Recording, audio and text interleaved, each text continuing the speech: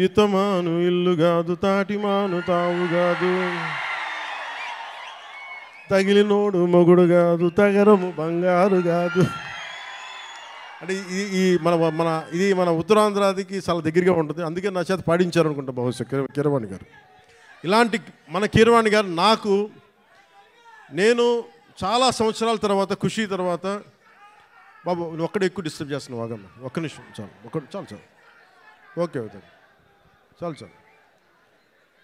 చాలా సంవత్సరాల తర్వాత, ఖుషీ తర్వాత ఈ సన్నివేశం, ఇది రెండు భాగాల సినిమా అయింది. ఆఖరి భాగం, ఈ ఫస్ట్ పార్ట్ ఎలా ఎండ్ చేయాలి అని అనుకున్నప్పుడు, ఇది హిస్టరీ మనందరికీ అర్థం కావాలి. నేను నిన్న నుంచి ఇంటర్వ్యూస్ ఇస్తుంటే మీరందరూ కొద్దిమంది చూసే ఉంటారు. మీరందరూ చూస్తే నేను ప్రామినెంట్గా చెప్తుంది, ఈ సినిమా మీకు ఏమి ఇస్తుంది, ఎలాంటి అనుభవం ఇస్తుంది, ఏం చూడాలి, ఏం చెప్పాలనుకుంటున్నారు ఈ సినిమా అంటే. నాకు cinema is a purely entertainment. నేను డబ్బులు తీసుకొని సినిమాకి వెళ్తే నాకు ఎంటర్టైన్ చేయాలి. నేనే నమ్ముతానంటే నా సినిమాని ఎడ్యుటైన్ చేయాలి అనుకుంటాను. ఎడ్యుటేషన్ అంటే దాన్ని మనల్ని ఎడ్యుకేట్ చేయాలి, మళ్ళీ ఎంటర్టైన్ కూడా చేయాలి. నేను అలాంటి సినిమాలు ఇష్టపడతాను.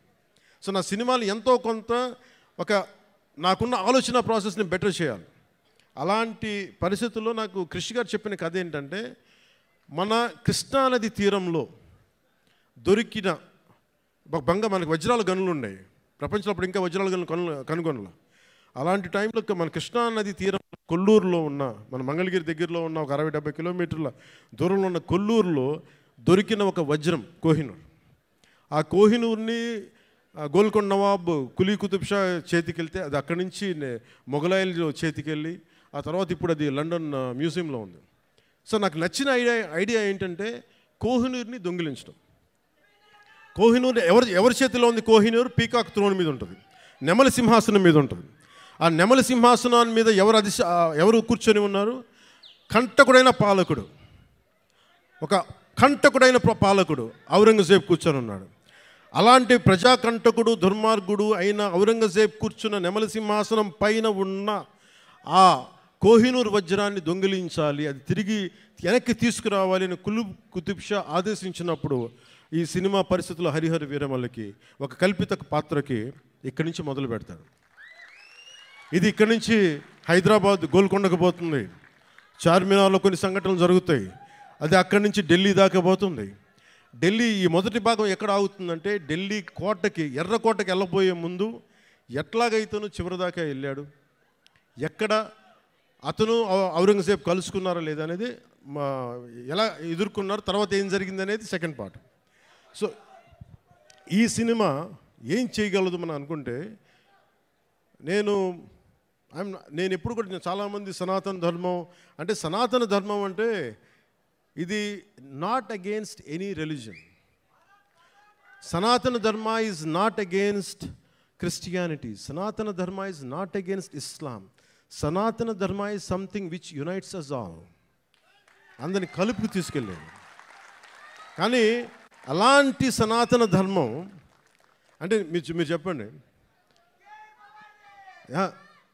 అలాంటి సనాతన ధర్మాన్ని అంటే ఇమాజిన్, ఔరంగజేబ్ లాంటి పాలకుడు పరిపాలించే సమయంలో మనం ఊహించుకోగలమా? ఒక రోజున ఇదే భారత వనిలో, ఇదే భారత నాడులో నువ్వు హిందువుగా ఉండాలంటే జిజియా ట్యాక్స్ పే చేయాలి అని.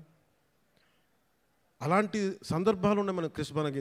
నేనేమంటే I'm not against any kings, I'm not against Aurangzeb, I'm not against any Mughal ruler. నేనేమంటే తప్పులు జరిగినప్పుడు అన్నీ సమానంగా తెలియజేయాలి.